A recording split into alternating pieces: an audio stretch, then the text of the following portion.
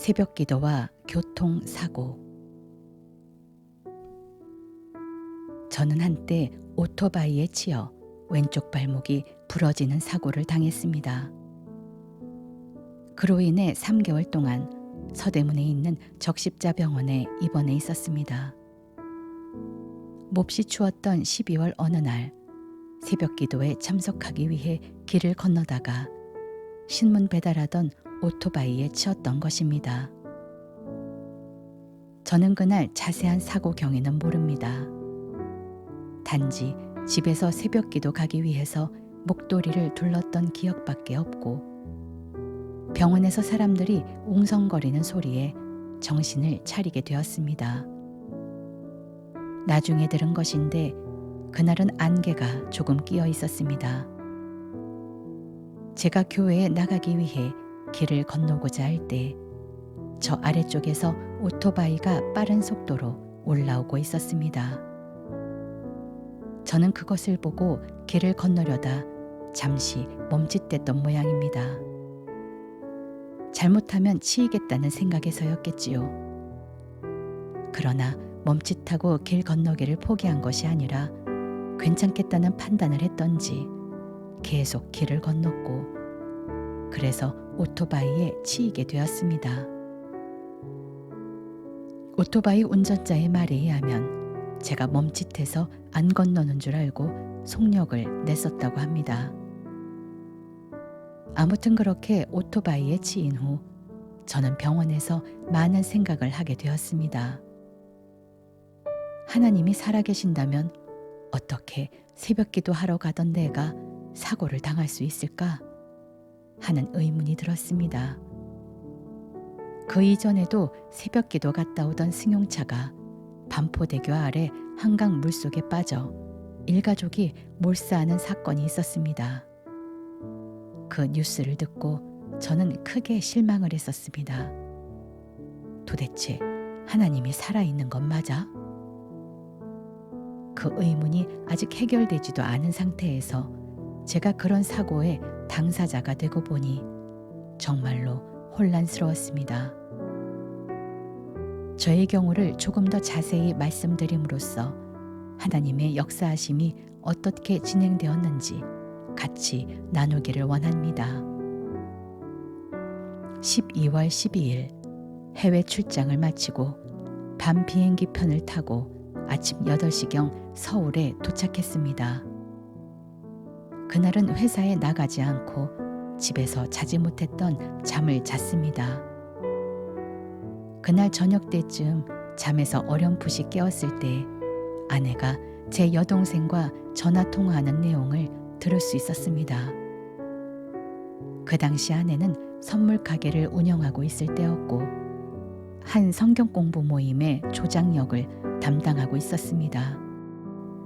아내는 동생과의 통화에서 성경 공부 인도자를 심하게 비판하고 있었습니다.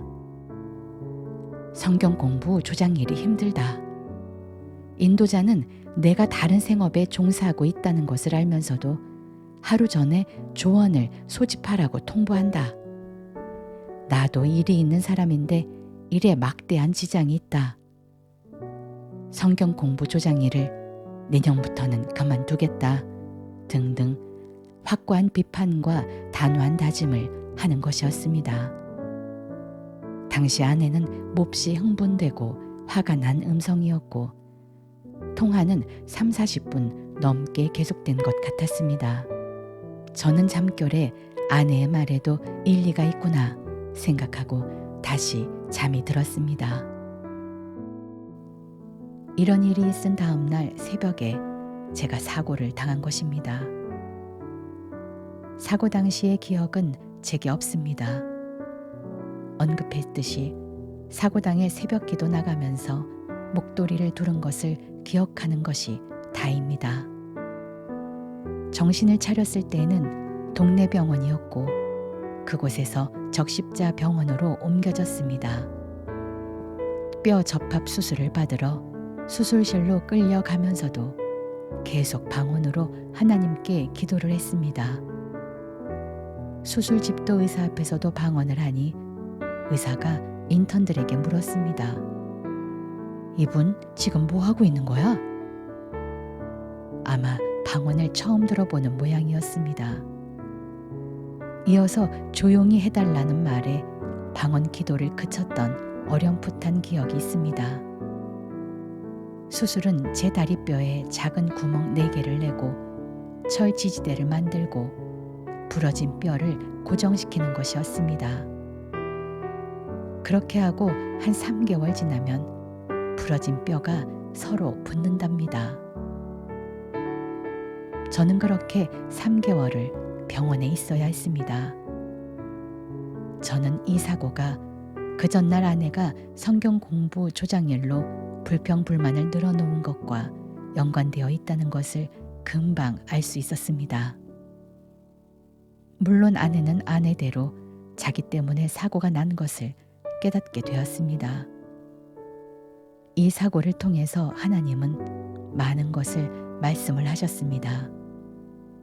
첫째는 그 전날 불평불만을 다음날 사고로 연결시키므로 하나님이 살아계시다는 것을 몸소 체험케 하셨습니다.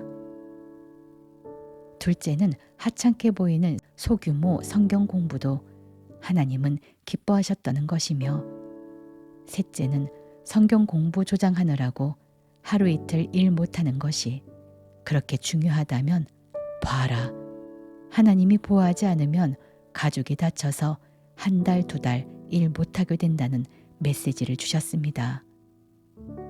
실제로 아내는 제 병 간호 때문에 1달 반 정도 가게를 돌볼 수가 없었습니다. 넷째는 주의 종을 비방하면 하나님께서 기뻐하지 않으신다는 것입니다.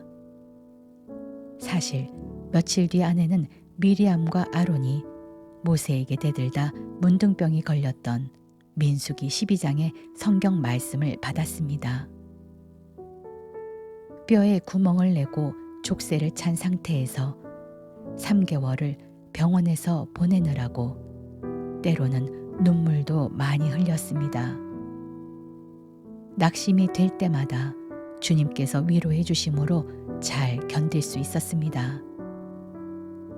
하나님의 도우심으로 입원해 있던 3개월 동안 봉급도 100%를 받을 수 있었고, 보험 처리가 안 된 병원비도 회사에서 전액을 부담해 주었습니다.